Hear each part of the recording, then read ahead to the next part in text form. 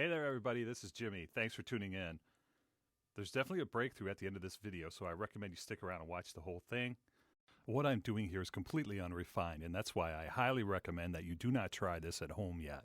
At some point in the process, I will get this nailed down, but until then, there are some elements here that are absolutely dangerous, and that is why I recommend not to try this at home. So I have a glass measuring cup, an ounce scale, and a carbon thermometer. It measures the parts per million of carbon, and it also measures the temperature, among other things.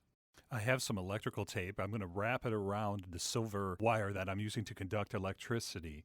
This is just a safety precaution. I just want to make sure that I don't accidentally touch the silver wire in the exposed areas. Of course, this is just a makeshift experiment. This is not the final product. I'm just kind of inventing a contraption here that will meet the minimum requirements necessary to sequester the carbon from the atmosphere using the liquid metals. And I'm going to just bend up the ends of it so I can hook the alligator clamps to it and run a current through it. And so I'm going to use a 9-volt battery because, again, I'm just trying to meet the minimum requirements. I don't want to start off with like a 500-volt battery and electrocute myself. Look, I can use this 9-volt battery and not put myself in much danger because the human body can handle up to about 50 volts. And if I do get shocked, it won't kill me. Keep in mind that this is just a proof of concept. You may recall I said that this project was going to take a year or two, and this is just the first phase. So it's really something that's going to progress and be built upon. So I'm plugging the battery in, and now we have an active charge, right? So this is where we start to get into dangerous territory. I'm just going to be careful not to touch any of these parts, okay? Like I've been saying all along, don't try this at home. It's not 100% baked, and it is a necessary requirement to add water here, even though it adds to the danger. In the last video, I mentioned that there would be some mistakes, okay? And this is kind of where the mistake starts, okay? So nothing catastrophic, but there's certainly an element of danger. Cerium is actually a rare earth metal that's used in lighters. It's kind of similar to flint. It's not toxic, but it needs to be stored in this liquid. Otherwise, cerium oxide will form, which is highly flammable, even to the point of spontaneously combusting. So just take that in for a second. So you wouldn't want to store it in your house without it being in that liquid. And by the way, that liquid, it's not water. It's some sort of special oil. All right, so now I did this experiment a couple days ago, so I have hindsight now. In my previous video, I melted gallistan, and this was way too much cerium to add into that mix. On top of that, when you heat up cerium, it is toxic. You may go out on the internet and search and it'll tell you, no, it's not toxic. But once you warm it up, yes, it's toxic. It can cause issues to your lungs. So when it started smoking, I immediately had to get it outside. I opened up the window in the kitchen. Thankfully, I had a mask on and I had goggles on. I should have worn gloves too, and I'll do that next time. But I got it outside, and of course, it's really cold outside. I'm in Michigan, so I waited a bit for the smoke to die down and went outside and grabbed the liquid metal, and there was some of it that was still liquid, thankfully. So I took that little measuring cup that I got at Meijer's that had the gallistan and the cerium mixed together after my little dumpster fire, and I just poured it right into the water in the measuring cup. So I was thinking that this was going to just be like a learning process and that I wouldn't get any success.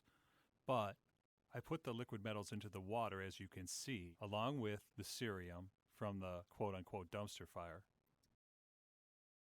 And I was shocked to see the parts per million of carbon to start descending.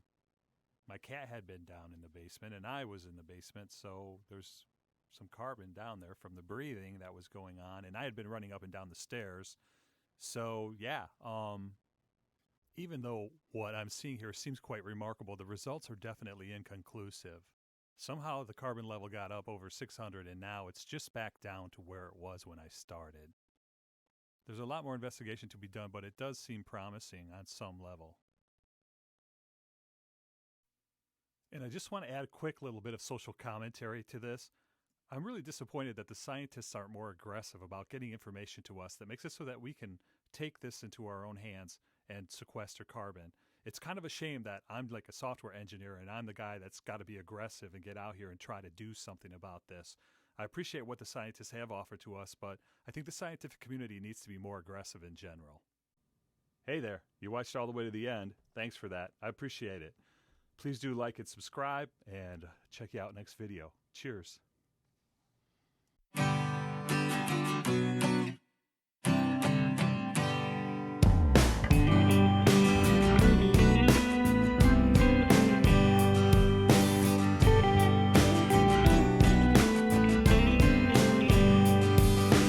Down round Indiana, All Hallows Eve, her daddy met her once, he had to leave.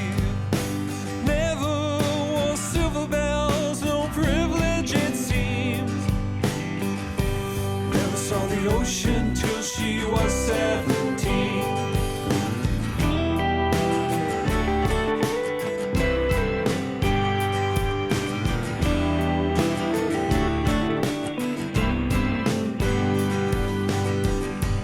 Mama worked 3 jobs, she didn't know. In and out the window, that girl comes and goes. A path along the river and the winding stream. Underneath the railroad bridge, she lost her belief.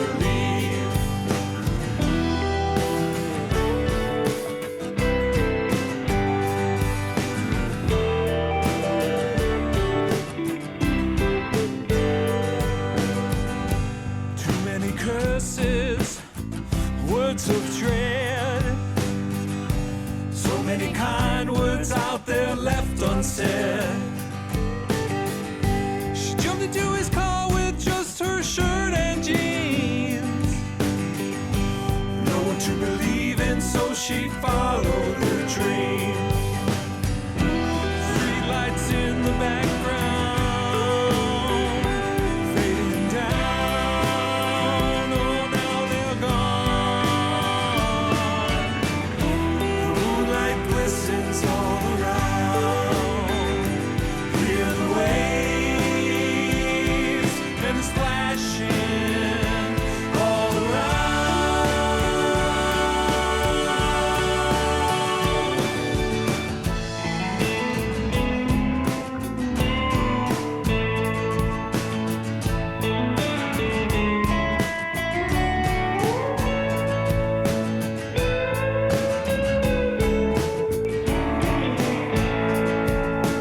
Down round Indiana, All Hallows Eve, her daddy met her once, he had to leave. Never wore silver bells, no privilege it seemed.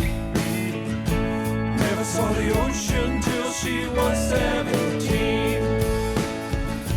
Never saw the ocean till she was 17. Never saw the ocean till she was 17.